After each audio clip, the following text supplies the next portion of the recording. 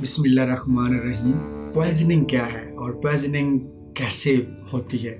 तो पॉइज़निंग में हम कुछ चीज़ें खा लेते हैं, उसकी वजह से पॉइज़न हो सकती है, जिसे इंजेस्टेड पॉइज़न कहते हैं। फिर इनहेल्ड पॉइज़न होती है, फिर उसके बाद होता है अब्ज़ॉर्प्शन, अब्ज़ॉर्ब पॉइज़न होती है। तो ये बेसिकली पॉइज़निंग डेट अकर इंजरी। अब ये कोई इंजरी हमें काज कर सकती है, उसके बाद इलनेस इसकी वजह से हो सकती है, और इससे सबसे बड़ी खतरनाक चीज़, इससे डेथ भी हो सकती है।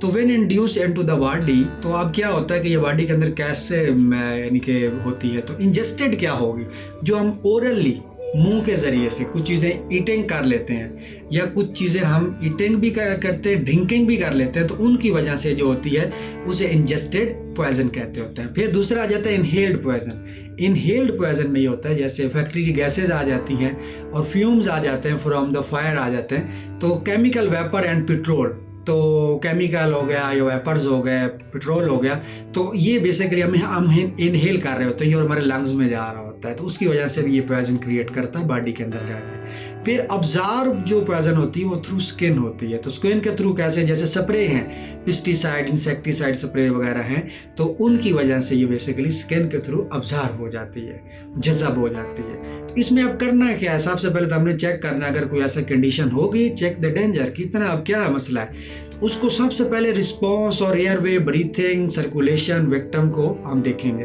तो अब ये कि उसकी ब्रीथिंग क्या ले रहा है, अगर कोई ऐसी चीज़ अभी उसके करीब पड़ी हुई जिससे पॉइजन कोई इनहेल कर रहा है, तो उसको हम दूर करेंगे। अगर दूर नहीं करेंगे तो फिर वो बढ़ती चली जाएगी, फिर क्रिटिकल कंडीशन में चला जाएगा। तो उसको अब हम मिल्क देंगे, मिल्क नहीं है तो वाटर देंगे, ताकि वो पॉइजन जो है ना डाइल्यूट हो जाए। तो उसको डाइल्यूट करने के लिए मॉनिटर करेंगे हम वाइटल साइंस को। जो वाइटल साइंस होते हैं हमारे, उसी से तो हमारी ज़िंदगी चल रही होती है, यानी ब्लड प्रेशर हो गया, टेम्परेचर हो गया, और बाकी चीज़ें जो इससे रिलेटेड हैं उसको हम देखेंगे, पल्स वगैरह देखेंगे क्या उस पर तो इफेक्ट नहीं आ रहा। अगर आ रहा है तो उसको मैनेज करना है, अगर हम नहीं करेंगे तो फिर क्या होगा कि डेंजर की तरफ, ज़्यादा नुकसान की तरफ हम चले जाएंगे।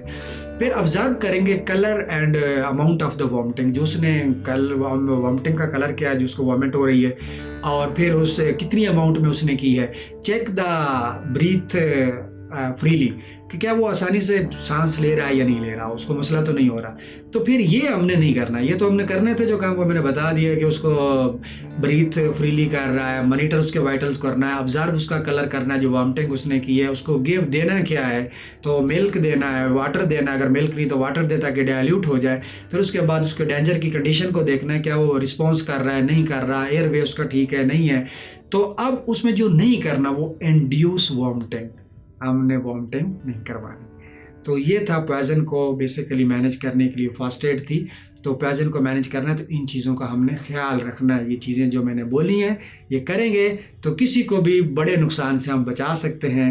वीडियो को देखने का शुक्रिया, इसको लाइक और शेयर करना और चैनल को सब्सक्राइब करना ना भूलिएगा। Thank you.